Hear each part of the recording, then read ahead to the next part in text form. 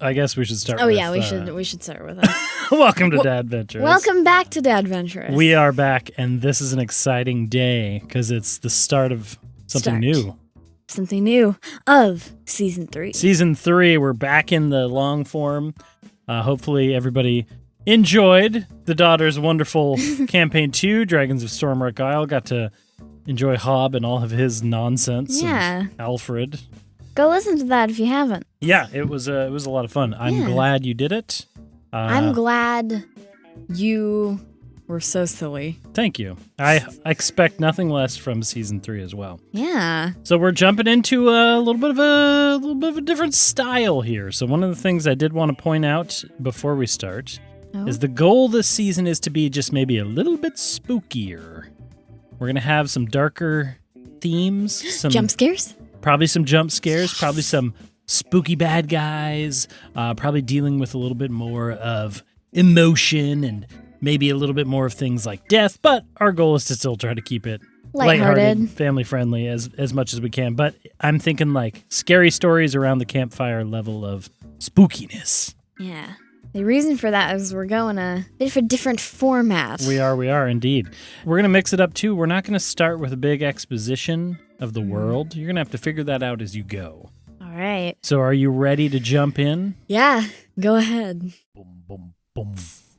Boom, boom, boom. Boom,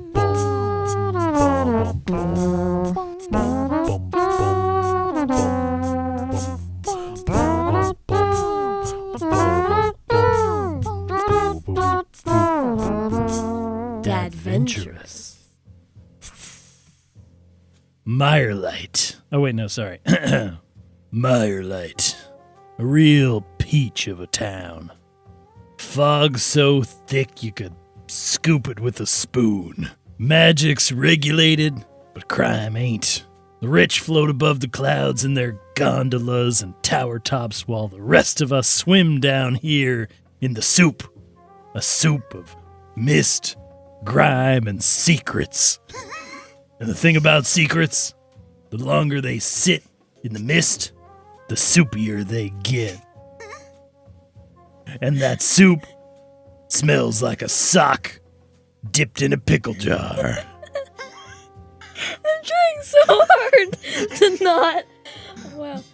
And as you finish hearing this monologue, you realize your mentor, Marv, is, of course, monologuing again, as he does when you guys are bored. You find yourself in an alley, dark, nighttime. The thick fog that soupy fog that Marv is talking about permeates everywhere around you. It smells bad in this alley. There's slick oil on the streets. There's a trash can next to you with a raccoon riding a cat. And they're eating trash together. And the whole thing is just grimy and dark. Nice monologue again, sir. Oh, yeah, sorry. You know me, I get bored in these stakeouts. Oh, yeah. Take forever. Let me tell you, kid, the one thing they don't tell you when you join the force, how boring it is sometimes. Yeah, this one's taking a while. And the force, of course, is because you two are members of the MMCD. The MMCD, the Mirelight Magical Crimes Division. The cops. Yeah. And you're here, you know, because of a tip you guys got. And you are sitting in an alley outside of a club. And you see the sign glistening through the fog, the neon lights charged with arcane power pushing through the fog. Oh. And you can just barely make out from the alley across the street the Gutter Light Club. And Marv, Marv pulls out his curved sword that he has, this kind of ornate silver handle, silver blade, decked out with some cool green gems, family heirloom. Yeah. And he starts twiddling it in his hands. And he goes, "Well, Mel, we got a few minutes left. What are you thinking? How you feeling about the stakeout?" I don't know. I think you're right about one thing, Marv. It is kind of boring. This one's a longer one. Sure is. What's your favorite card game? Favorite card game you should know by now. It's... We're going to call it... Fogs Aplenty. You know we love Fogs Aplenty. Yeah. Every time I play it, I win me some money from all them fools down at the station. I gotta play with you sometime. Yeah, we'll do that later tonight, maybe, after the stakeout is done. And Marv, of course, is a very tall, very burly, half-orc gentleman. He is probably in his 60s. He has been with the MMCD for a very long time. He's got that kind of gruff, sort of mentor personality. He's seen everything. Nothing surprises him. He could walk into the room and everybody would know who he was. They're always like, oh, that's Marv. He once fought off 12 bad guys with a spoon, you know, that kind of vibe. With a spoon? Yeah, with a spoon. And so he definitely puts off that. And you, of course, are his apprentice. I am his apprentice. Yeah. Why don't you describe who we're looking at here in the dark? I'm 24, and I'm a new recruit to the MMCD. I'm a tiefling. I've got horns and a tail. I think my horns are black and kind of spirally, I think, off to the side of my head. Kind of like ram style, or yeah. Going upwards? I think kind of ram style. Oh, cool. Black hair, yellow eyes. I've got my uniform on, and I'm apprenticed to Marv. As I've been figuring out over the stakeout, the MMCD is more boring than it looks. Yep, a lot of theories about, you know, fighting off crime, dealing with that, but it's a lot of paperwork and a lot of sitting around.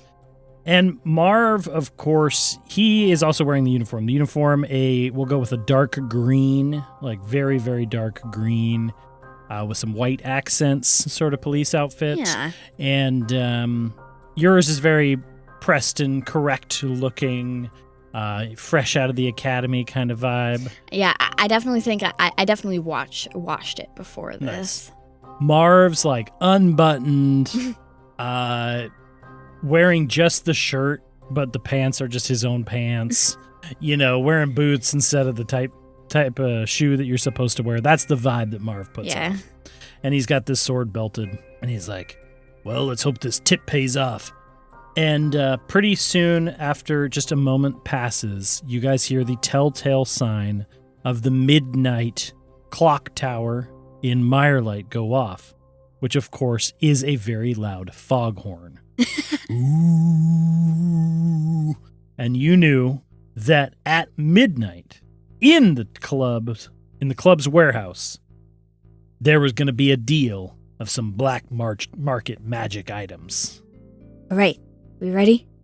Always, kid. Follow me. All right. And Marv darts out across the alleyway. He looks around both. He moves pretty quietly for his size.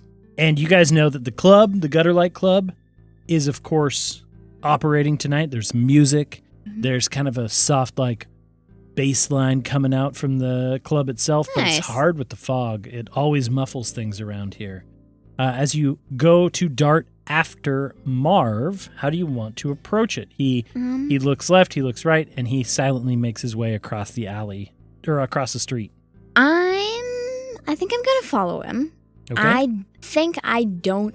I probably peek my head out of the alleyway. Okay, and give a once-over of the street. Okay, make a perception check. We're dealing with new characters here, so... Perception, you said? Yes. 16. A 16.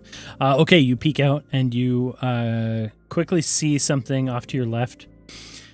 And you see a shape dart through the mist. Oh. The fog there. And it's so fast. It's not super close to you. It's down the street a ways.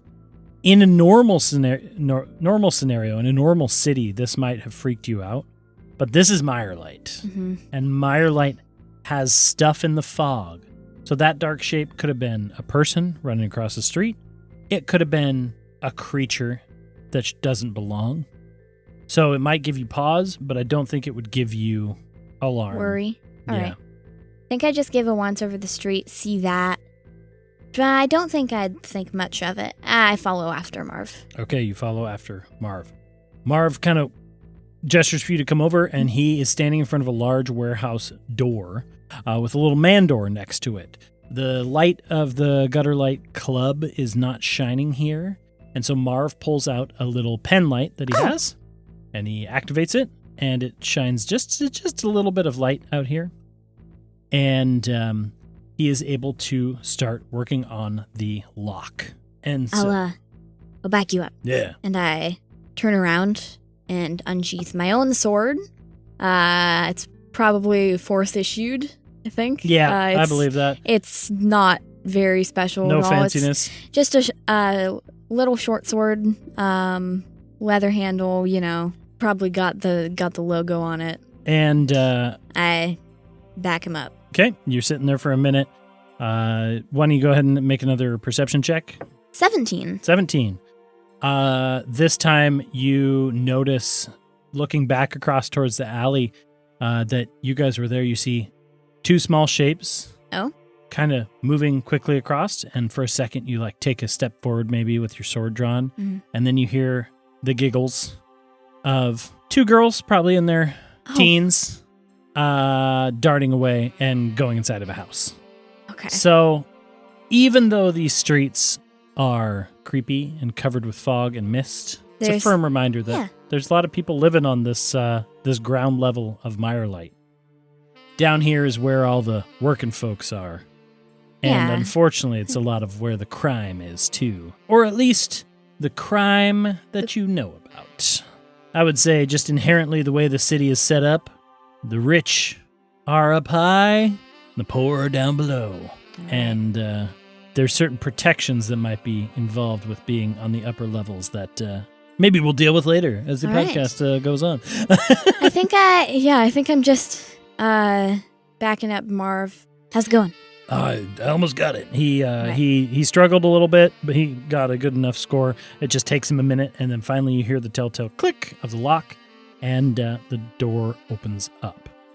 I immediately turn around, I think, and peek my head through the door. Yeah, you go in. Okay. It's completely dark in here. Do you have dark vision? Yeah. Okay. And up to 60 feet. So you guys are able to peek in. Marv goes, "Stay low, stay quiet. We're just here to make sure that tip is good, and then we'll see about arresting somebody." All right. Let's go. Right. He goes in, he slowly closes the door behind you, and you guys make your way in. Marv has a tiny bit of magic, and so he very, very softly sets up a glow on his sword. And it provides you guys with just a little bit of dim light to kind of make sure you're not tripping on stuff. You're able to see mostly. But he's like, "Follow me, and I see a light up ahead. We'll head that way." This warehouse is huge, full of crates and boxes. It's floor-to-ceiling type of stuff, so you're in here, but it's not a big open space. There's lots of... It's almost like a maze. I follow him. I think I definitely take a very roundabout sort of approach to it. Okay. I'm constantly spinning around and searching the shadows, but following after him. So also as you're in here too, and the door's closed, it's really muffled in here, but you can kind of feel off to your left the gentle thump, thump, thump of the club next door. So the Gutter Light Club is, of course, owned by the Gallows family. And the Gallows family is who this tip is about. They are the biggest crime family in Mirelight. You know this is a dangerous thing. This is probably your first real mission with dealing with something like this. I think up to this point, you've probably been kind of like traffic cop, guarding the crosswalks, making sure the old magically charged vehicles of old are rumbling by okay. Maybe you're occasionally writing out violations for things. Do you think I've ever written out a parking ticket? Probably, yeah. I would imagine so. A lot of what you deal with is, or before joining the MMCD, was just kind of standard violation stuff. But the MMCD deals with magical crimes, deals with people operating illegal magic items that are unlicensed, trade of those items, things like that. The Gallows family is known for running a black market, but hard to pin him catch. down, hard to catch. Right. So this sting is a big deal. You guys are hoping that you can witness and take note of this deal, and then you'll have something to finally bring against them. Now this just got exciting. Yeah. As you go further in, Marv winks out his sword, gestures for you to stay quiet, and you guys move up. And he climbs up one of the crates, and you guys have kind of a top-down view of this open area of the room. All right. And down below, you see 2 groups of people. Just a couple. Groups? Yeah, like small groups. Okay. Like 4 on this side, 5 on the other side. And standing kind of in the middle, a very, very well-dressed man wearing a wide brim hat and a dark crimson silk suit. Ooh. Very, very fancy looking. He's got a cane that he's got rested down on the floor, and he's got both of his hands on right now. From this spot, you guys are too far away to make out much, but go ahead and roll a perception check just in case. Can I see his face underneath the hat, or are we The too brim high? is, I think you could see like his chin. He's very well All right. hidden. Does he got gloves on? No gloves. Perception? Yeah. 12. A 12? Okay, yeah, same thing. You just see these people sitting in on one side is these guys, and they are setting down a briefcase on a table right now. They open up the briefcase, and inside is, of course, just the glittering sort of appearance of gold bars. Okay. More than like the standard gold coins. This is a lot of money. Okay. And then the other group of people, not nearly as well dressed, hoods up, ratty clothes. More of like the working class, sort of? Kinda, yeah, that sort of idea. All right. And a guy walks up, and he and another guy set this large box on the table. And then as they open up the box, it's just full of items that would no doubt be imbued with magic. Maybe stuff they stole, maybe stuff they got here, or it's unlicensed. Hard to tell, but you're clearly seeing this deal happen here. Marv, we should do something. Yeah, I'm trying to decide if we think we got enough. I think that might be Silas Gallows. And you know the name, Silas Gallows. He goes by Silas Silk Gallows. And he wears a lot of silk suits. Is that one word? What? No, well, just silk. That's what people call him. Okay. And he's the leader. He's the head of the Gallows family. So Okay. if he's here for something, that's a big deal, and you would know that. Right. And Marv goes, all right. Right. You stay behind for now. What? I'm gonna go hop down there. I'm gonna stand out, and then you're my backup. If in case anything goes wrong. Right? Yeah, right. Okay. But we'll see how they react, and then we'll go from there. Yeah, I hop down off the box. Okay. Marv hops down. He puts his hand on your shoulder real quick, and he goes, "Get ready, kid. Okay. I don't know what's gonna happen, but I know you got a good heart. Don't do anything stupid." And then he pats you on the head. Where'd you get that idea? And he pulls out his sword. He pulls out his badge, his MMCD badge, and he goes out into the light. I pull out my crossbow. Okay, a little hand crossbow type thing. Yeah, I have a little light crossbow. Okay. That I pull out and aim it at Mr. Gallows. Okay. I think. Yeah. In preparation. And Marv steps out, and he goes, "MMCD! Everybody, stay exactly where you are. This is an illegal magic arms deal, and we're here to arrest all of you." And he just kind of yells it out. He's got his badge in the air. And in a moment, you see Silas Gallows turn and look at Marv. And maybe you can see him a little bit better now, but he just has a smile on his face, and he just starts backing up.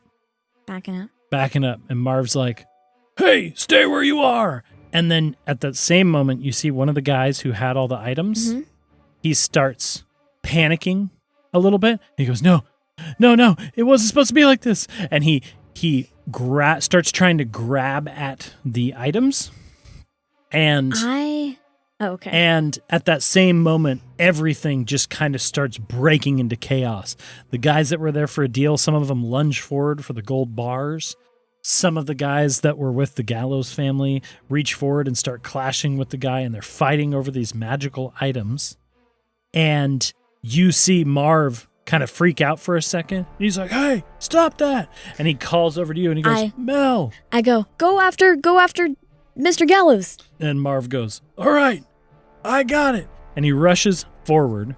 And as he rushes forward, one of the guys that was in the normal clothes grabs up one of these magic items, and you see Marv and you see this guy look at each other in the face. Marv comes to a stop. The guy comes to a stop, and you see the guy's face from this angle goes pale white. He loses all the color in his face. He goes, no. And then he activates this thing he's holding. Oh, okay. And he was holding this like kind of looks like a toaster. Okay. Yeah, that kind of thing. And he presses a button on it, and all of a sudden it like glows for a second, and then you watch in horror, and Marv stumbles back in horror as this guy and this item he was holding disappear into a sucked in pinprick of dark light. Oh. And the mist that was ambiently in this warehouse sucks into this point. Oh. And this like is it like vacuum, this almost black hole like thing forms, and then it opens up into a swirling, shadowy rift. Oh, no. I need you to roll initiative. No. Oh. That's bad. 11. Okay. That's. And so this hum fills this room, this feeling, this electric hairs on the back of your neck twinging. Marv stumbles back and he goes, no, a rift. And everybody freaks out and scatters. What did you get? I got an 11. And before we get into that, you know what this is. Mirelight is a city of magic. And yet, it's a city of carefully controlled magic that has items that people can use, vehicles. There is the ability to have all your standard magic items like Dungeons & Dragons might have. But the use of these items and the way they are created, the way they are controlled, is a careful thing, because too much magic, whether that's because of too many people together casting, too much power behind it, or emotionally charged magic at times can cause rifts, and these rifts lead straight to what you guys know as the gloam. The gloam, that's right. And the problem with the rifts to the gloam is that things come out. Oh, no. And so at the top of this round, you watch as chaos erupts, people are backing away. You see Silas Gallows stepping into the shadows, and Marv was kind of looking that way.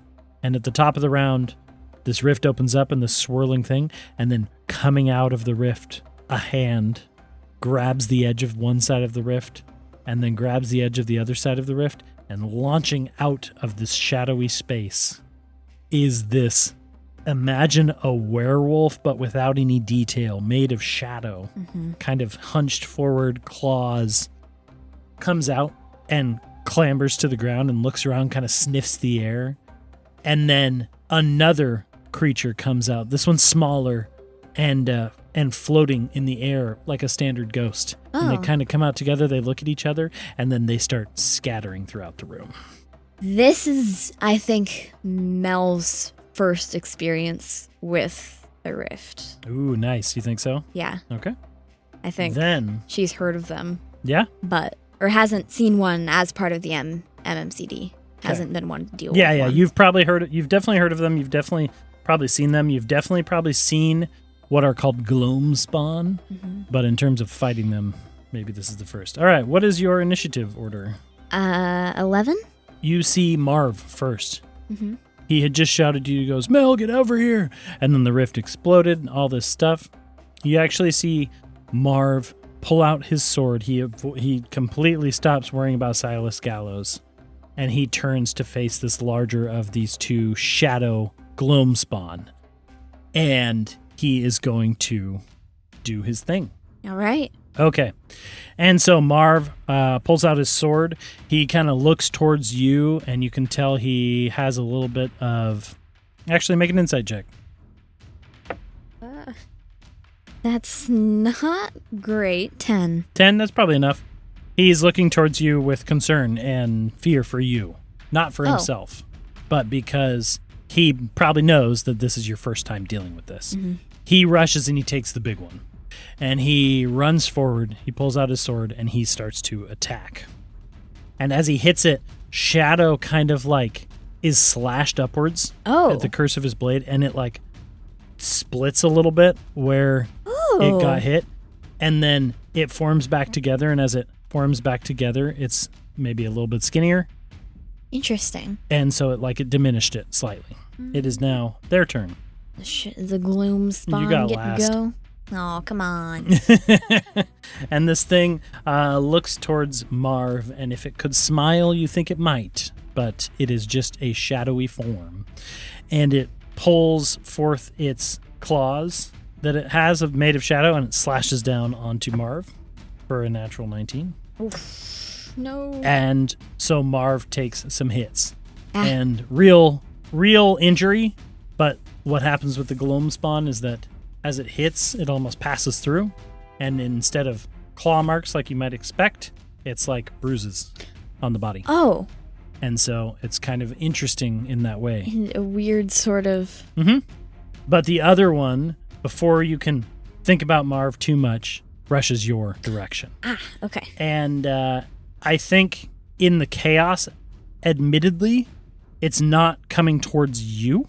But it's my direction. But it rushes over, and there was a guy running away, one of the plainclothes guys, and you see this thing reach down, scoop the guy up, and then just like toss him into a crate to the side. And in that moment, the thing turns and looks towards you, but that was its turn. It wasn't quite seeing you yet. And we will give you a turn. All right. In the meantime, Silas did something. Okay, do I still see him? Like, can I just scan the room real quick? Yeah. I would say do it at disadvantage because there's a shadowy explosion of mist now. But yeah, you can do a... Perception or... Perception, yeah. No. Not a 5. Yeah, there's too much going on. You're not quite experienced enough for this. And yeah, for sure. The one coming towards you almost looks like, you know, classic like guy in a sheet type ghost. There's no really... hands or anything. There's just like, yep. So they're very weird looking. I just really like the idea that one of the gloom spawn is like basically a guy in a sheet. It's a guy in a sheet, yeah, for sure. Okay. I'm going to shoot this thing. Okay. With my crossbow. Yeah, do it up. In melee range of me? No, it had tossed that guy aside. I'd say it's at this point it's probably about 20 to 30 feet away from you. Okay, I'm going to shoot this with my crossbow. Your whatever issue crossbow. Oh yeah, my force issued crossbow for sure. All of my weapons are force issued. Nice. 9? A 9 unfortunately does not hit. And it passes it looks almost like it passes through it. You're not sure, but it was able to dodge out of the way. Okay, I am going to move. Okay. Can I reach the table? Where? In the center where the deal was taking place? That you would need to do it circuitously because this thing came from that area. Okay. So you would have to pass by it to get there. I don't think you can reach it. I think you're probably about 50 feet from the table, and there's this thing between you and it. Okay, I want to move forward, but diagonally, kind of in the direction. We'll say that there's a set going. of crates that this thing just threw a guy into. You could go around that. Diagonally. I'm going to go around that. Okay. So you start rushing around that direction. Okay. Next up, we have Marv. You look over right as you're about to lose vision by going behind the crates. You see Marv reach forward, and he is going to have his sword off to the side, and he is going to shoot out a poisonous blast of energy Ooh. that hits this thing, and it's a poison spray, and it just Alright. hits him with that. Marv has a little bit of magic, so he can use. All right. And you, of course, do not have that yet. No. And Yet, as of yet. Yeah. And so he blasts this thing. It does a save, fails. Nice. Marv actually is taking this thing down. Oh. They're not super strong. He did a good amount of damage at the beginning with his slash, and he actually did very good with his thing. So you see Marv reach up and poison spray this thing, and it dissipates. As it dissipates, it sucks back in to the rift, Oh. and you see the rift flash. Can you please make a Arcana or investigation check? My investigation is better. Okay. Wow. 6. Okay. You can't see anything here. It's just a black, shadowy rift of nothingness, like a void of light getting Okay. sucked in. But it definitely like pulsed as that thing got sucked back in. And you know enough about rifts. You know enough about the process. You were learning from Marv. Then you can close them. They have ways of being closed. All And right. weakening them is the first step. All right. And weakening them often includes defeating the things that come. Defeating the Gloomstone. All right. Marv defeats this thing. He looks over at you and he goes, "Handle that!" And you see Marv look to the left, Mhm.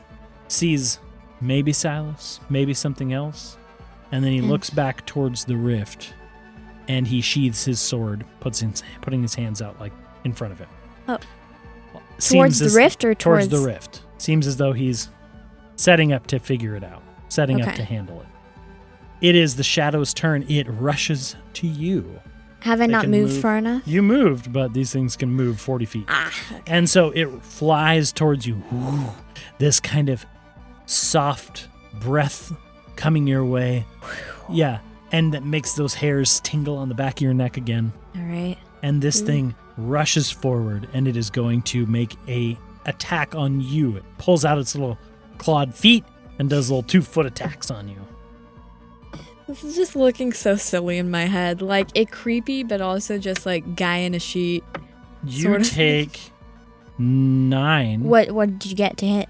I rolled a natural 18, so Oh, yeah. I'm sure I hit. Yeah, that hits. You take 10 Ow! necrotic damage Ow.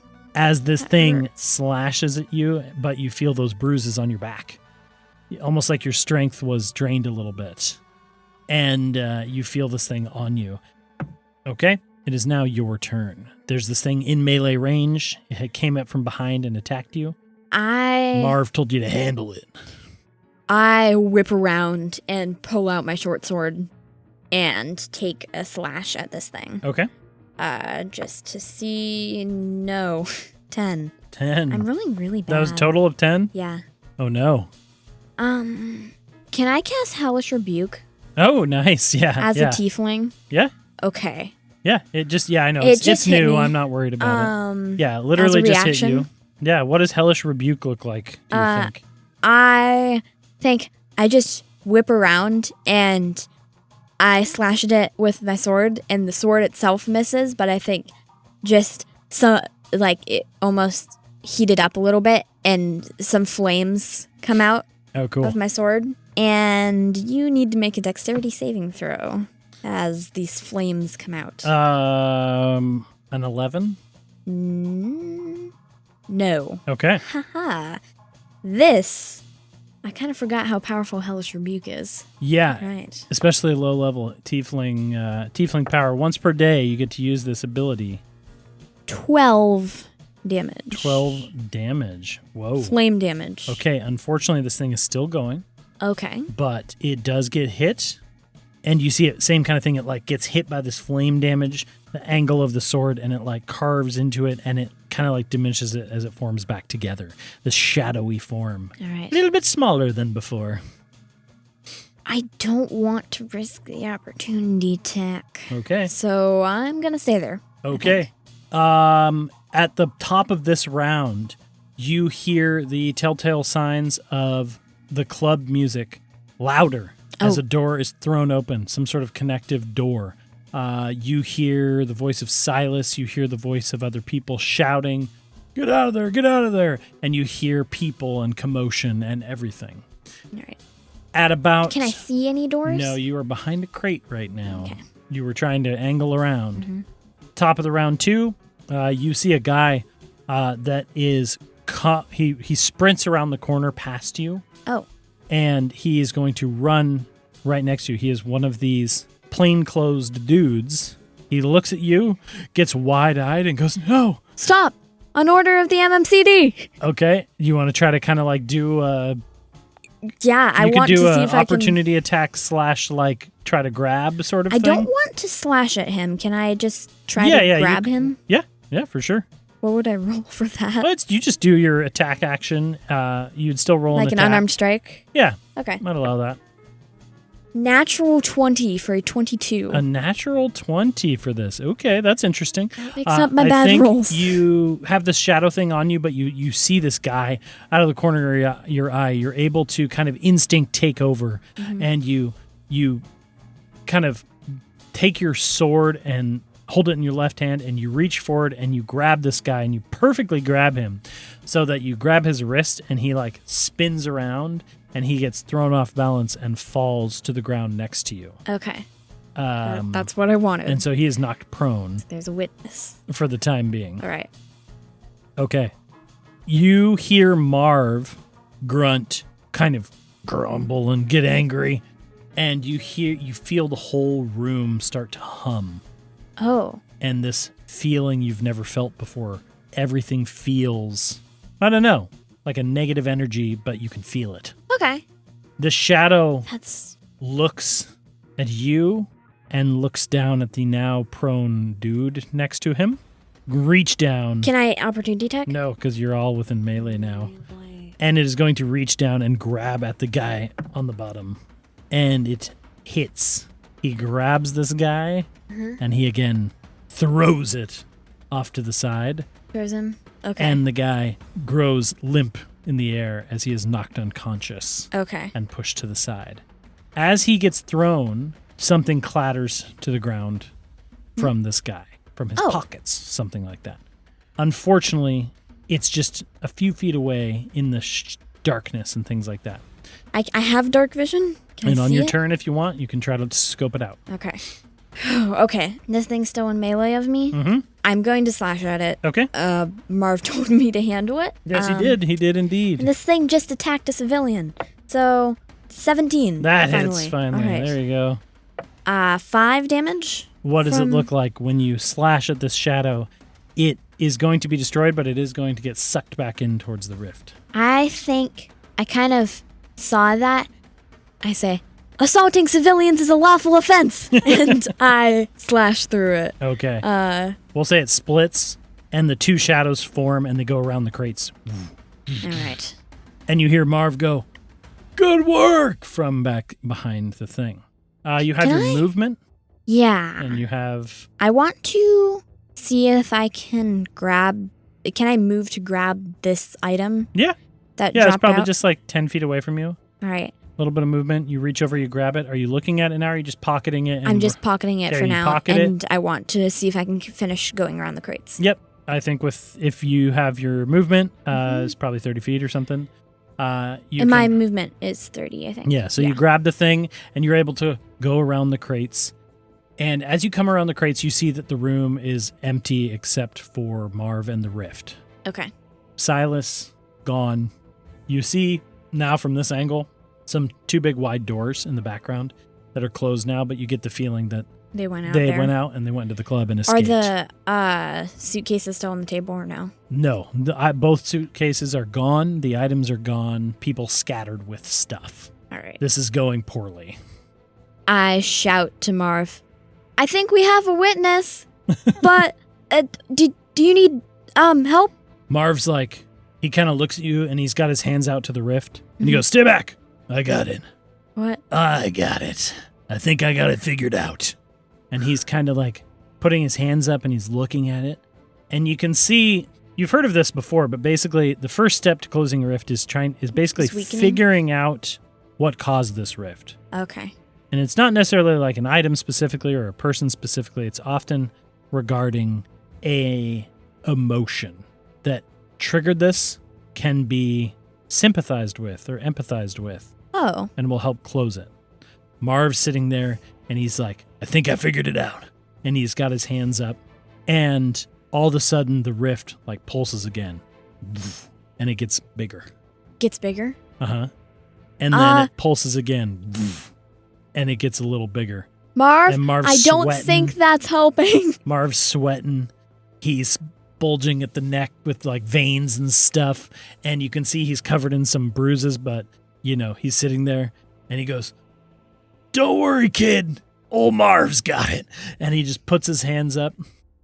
Just tell me what I need to do. And he can't even talk to you in this moment. He's straining so much. And he's sitting there staring at it. And then finally, I want you to make an insight check on Marv. Natural 1, of Perfect. course. Thank you for rolling for a poorly.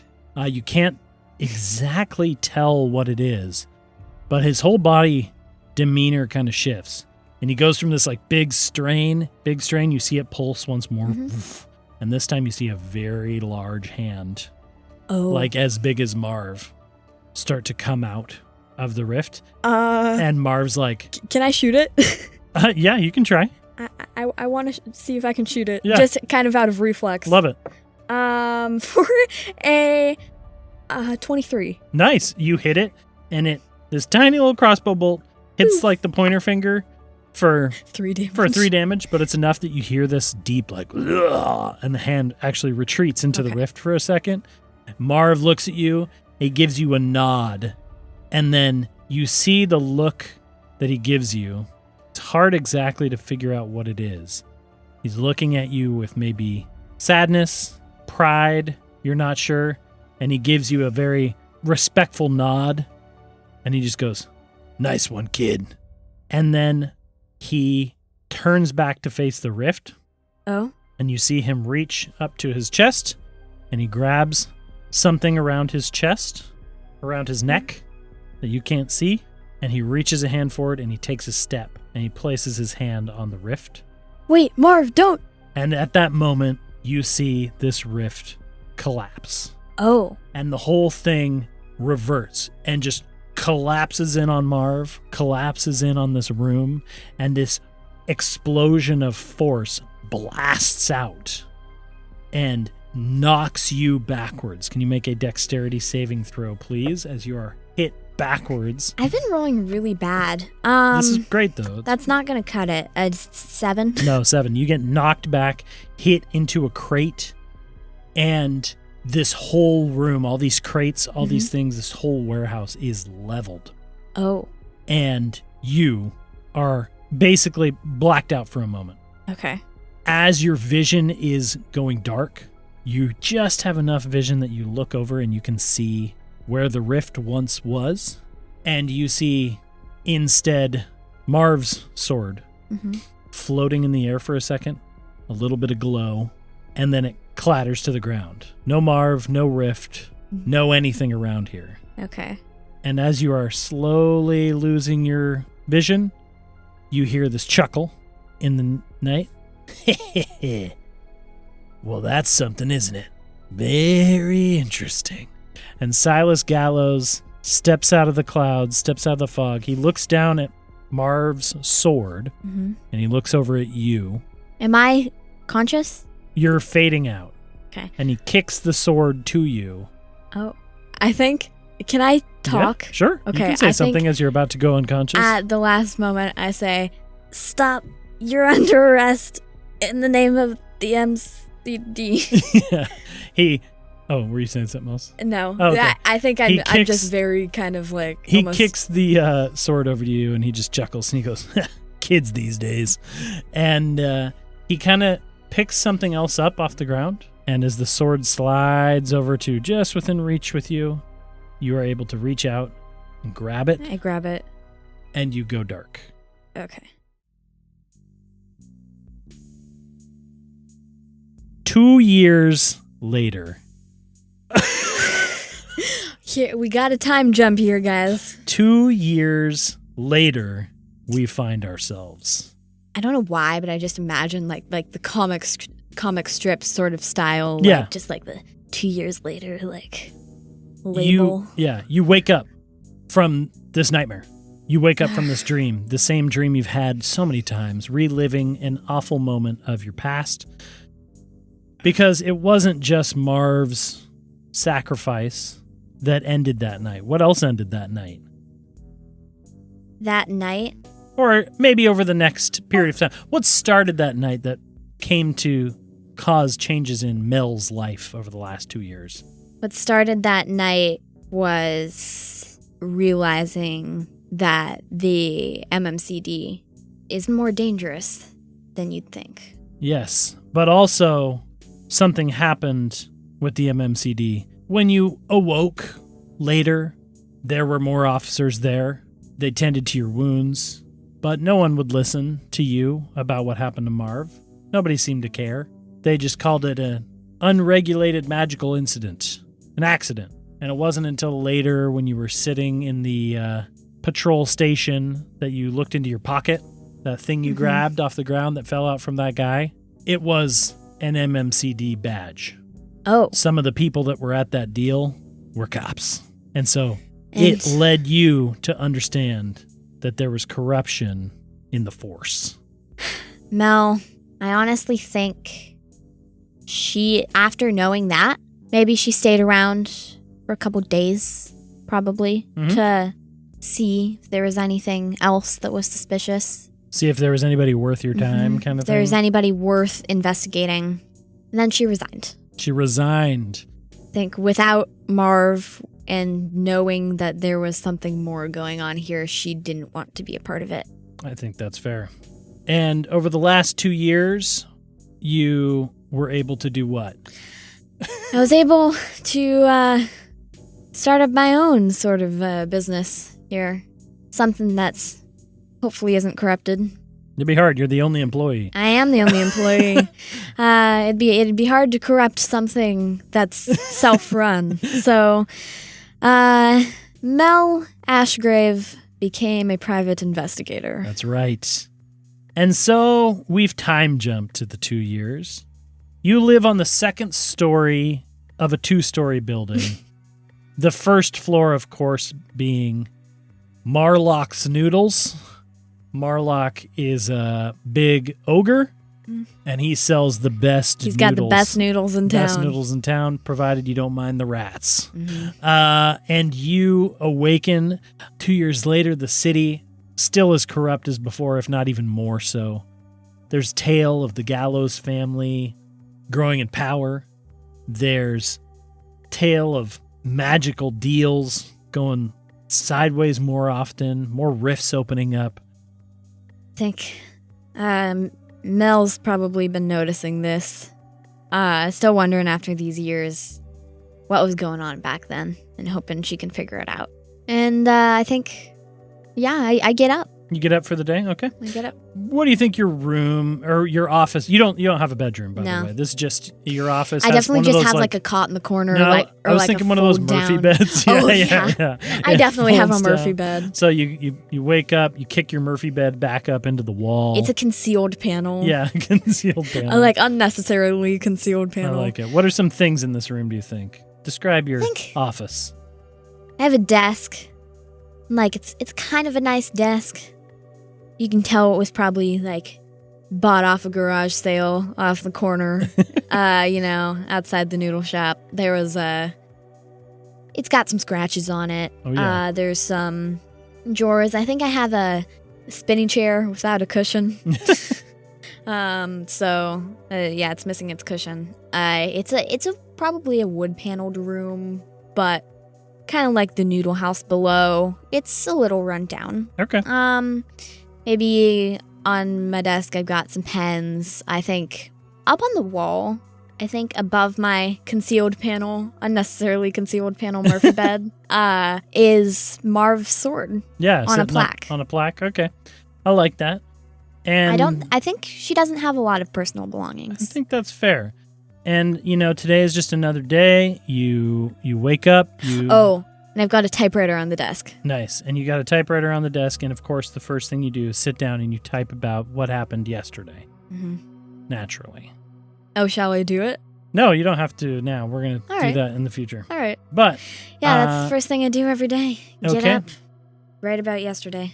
And of course, you live in the city of Mirelight still. Mirelight, the ground level, cloaked in swirling mist, gloam spawn skittering around in the alleyways.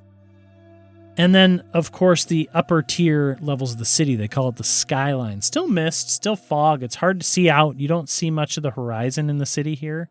But it's less foggy. There's sunlight roughly up there, but there's gondolas and bridges and things, but not at the level you're at. You're kind of down on what's called the ground floor, the ground level. All right. You finish out typing for your day, and suddenly you hear a gentle knock at your door. Oh, I think Mel was, I don't think she sleeps in pajamas at all. I think she kind of just, Sleeps in your suit? Yeah, I definitely sleep in, what I was wearing yesterday, but like I take off my coat and things. So, I shout, just a moment, and I take off the hook by the door, my coat and my fedora, and I put them on, and my long coat and fedora, and I put them on, and I sit back down at the desk, and I say, come in. And over at the door labeled Ashgrave Private Investigator, you see the silhouette of somebody, and she, a voice comes through, and she goes, yes, sorry, right away. And she opens the door and comes in. This girl, probably maybe early 20s, All right. kind of vibe. Just a little younger than me. Yeah, a little younger than you. She is dressed. You can tell she's wearing like a nice dress, maybe a red dress, but she's got a trench coat thrown over the top to stay warm kind of thing. But you see as she is coming in, she's wearing like a nice necklace and heels, and she seem like a Skyliner? Maybe. Or somewhere in between? Yeah, you could, why don't you insight check that? I want to see if she's an upper-up. Ooh, 21. You're getting the feeling that she's not, but she's dressed that way. Okay. So think of that as you will. I'm not sure. But if she was a Skyliner, which is a cool term, by the way, I like that. I don't know, I just That's good. randomly came up with she wouldn't be coming to you. that. All right. Wouldn't make sense unless there was something else going on. She's just dressed up. And she has been crying. And she comes in. How can I help she you, closes miss? the door behind you. I'm sorry. I just needed to come to somebody immediately. I didn't know who else to go to. Nobody else would trust me. Nobody else would believe me. My sister, Jessa. She's been missing since last night. Since last night? Yeah. Have a seat. And she pulls up a chair, and she's just kind of crying, and she's trying to keep her composure. She's pretty All right. strong seeming that way. So, last night, you say, your sister, Jessa, went missing? Yes. Oh, sorry. My name's Lena. Right. And she reaches out to shake a hand. I think I reach out and shake her hand. I pull out a notebook. Nice. And you take out my pen and say, so, Lena, last name? Cass. Lena Cass. All right. Yeah. My sister Jessa, Jess. she works down at that club. What club? It's called the Gutter Light Club. And I think Mel definitely just like no facial expression whatsoever, just blank stares for probably a good 30 seconds. She goes, are you okay? Huh? Oh, sorry. Yeah, the Gutter Light Club. Yeah, the Gutter Light Club. She works there, and we live together. She comes home every night, and she didn't come home last night. Right. I think something happened to her. When does she usually come home? Well, she usually comes home right after 9. 9 p.m.? 9 p.m., yeah. Right. You said she works at the Gutter Light Club. Yeah, she does. She's a cook. She's a cook. Uh-huh. Okay. She cooks the food at the Gutter Light Club. Do you know if she had any, sort of enemies or troublesome coworkers? Lena leans in and she's like, I can trust you, right? I can pay, too. Yeah, you can trust me. I'm am a private investigator. And you solved cases like this before? Yes. Thinking about your previous case was... My previous case was finding it's kind of like a missing cat case, you know?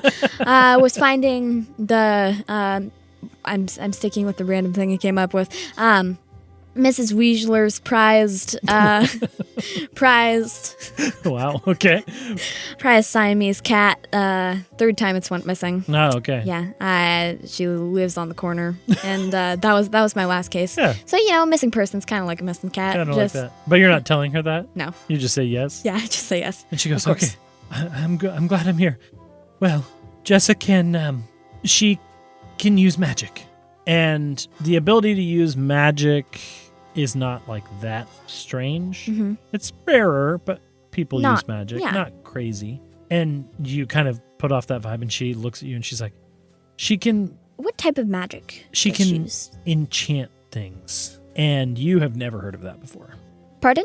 Yeah, she has the ability to imbue things. She can, and she kind of looks around and she goes, she can make magic items. Does she get those licensed? And Lena just kind of, she goes, we don't deal with a lot of the MMCD down here. I'm just wondering, how often do you use it? Like, It's not really a use thing. She mostly just does it for fun, like hobbies. It's just stuff for around the house. But I'm worried that if somebody found out, that Okay. could be bad. I kind of glance a little behind me at the sword. Mm-hmm. Do you think you have held on to that sword at all? Or has it been on a wall since the moment? I think you don't touch it much? I think I don't touch it a lot. I bring it out when it's needed, like maybe when there's a gloam spawn out on the street that needs to be taken care of, or when on the rare case that one of the cases does actually involve some sort of crime. I think there's not a lot of those. Yeah. Okay. It comes out rarely. Yeah, so you look at that. Another item that is imbued with something. Something. And I say, okay, so let me run over this again. Jessa Cass, also last name. Mm-hmm. Am I right? She can enchant magical items, and she does so as a hobby. yeah, here. Yeah, let me show you. And she pulls out. Oh, you have an example? Yeah, All she right. pulls out a little bracelet and she sets it down, and it's putting off just a little bit of a vibe. I don't touch it outright. Mhm. I think I take my pen and poke it. Yeah, you take your pen and poke it. It's putting off like the hum of magic, I guess. Okay, I She pick it up. goes, yeah, you pick it up. You feel like you would be slightly better at things, and it's essentially like a bless bracelet. All right. And Alright. I think as you pick it up too, you were already looking partly over at Marv's sword. Mhm. I think you get a familiar sense of sort of connection Mhm. to the magic that's in that, to the same magic which you feel on occasion when you grab Marv's sword. Make an Arcana check. It can hurt. Oh no. Oh no. Wow. 7. 7. You don't know for sure. You just know that there's a connection. You can tell that it has magic this properties. is yes, this is magic. I hand it back to her. Okay. Well, And I don't know. I say, I don't know much else. I just know that she works in the gutter light, and I don't know if you know this, but the gutter light's run by kind of some. yes, by the Gallows family. Oh, so you know that? You know them? Yes, I don't know them personally. I mean, lots of people have heard of the Gallows family. All right. And You've got to find my sister. do you know if she ever went to the MMCD for something? No, we don't go that way. We never would. They're as bad as the Gallows family. Smart choice. All right. Could we arrange a time for me to check out your house? Just as a like, if she had anything there that would tip us off. Yes, that's fine. But are you going to go look at the gutter light club? Oh, yes. Okay. You can come by anytime tomorrow. Anytime tomorrow? Yeah. All right. Or I guess it's morning. You can come by anytime later today. I'll be home from work at 5. All right. I'll see you then. And we've got a case. I hold out my hand and say, I'll do my best. All right. You've got to find her. Thank you. And she shakes your hand and she leaves. Can I make an insight check on her as she leaves? Yeah. Just, I want to see if she has anything that she's not telling me. Sure. Go ahead. 14? Absolutely. Okay. But you don't know if that's just... I'm going to she save was that being for the house shrouded. visit at 5:10 p.m. precisely. There you go. Right. And as she leaves, she slams the door behind her and rushes off. She starts crying again in the hallway. You can hear it. And as she slams the door behind you, the sword of Marv clatters, rumbles, vibrates against its plaque. All right. I turn and I say, calm down. Calm down. I got this one. And a voice coming out of the sword says, It's something exciting, you know? Sounds a little bit more exciting than a lost cat. Yeah, You gonna take me on this one? of course. All right. Hey, Get me something off this shelf. I reach up and take down. You reach up and take The sword. down the sword, which, of course, we all now know, is imbued with the soul, the spirit, and the grumpiness of Marv, your mentor. Yep, I buckle the sword up. I say, "Okay, 5:10 p.m. You know, give her a little bit of time to come home. I think we've got a lead. And what do you want to do before then? You want to go check out the club? I think so. Okay. Right after we get some noodles. All right. So you go downstairs. Marlock, the noodle house owner, Hey, Marlock. like a 10-foot tall ogre with an apron. He's as greasy as the That's the noodles. noodles and the utensils he uses. But boy, are they good. You have your breakfast noodles. Yep, I have my breakfast noodles. I say, thanks, Marlock. I'm out in a case.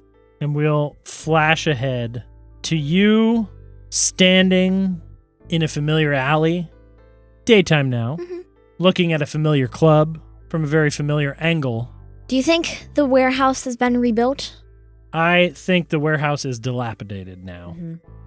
And Marv, the sword, vibrates at your hip. And he I'm goes, getting a bit of deja vu here. yeah. And he goes, Yeah. Looks like the case is reopened, huh, kid? Yep, Gallows family, the Gutterlight Club. This time, more than just a cat's out of the bag.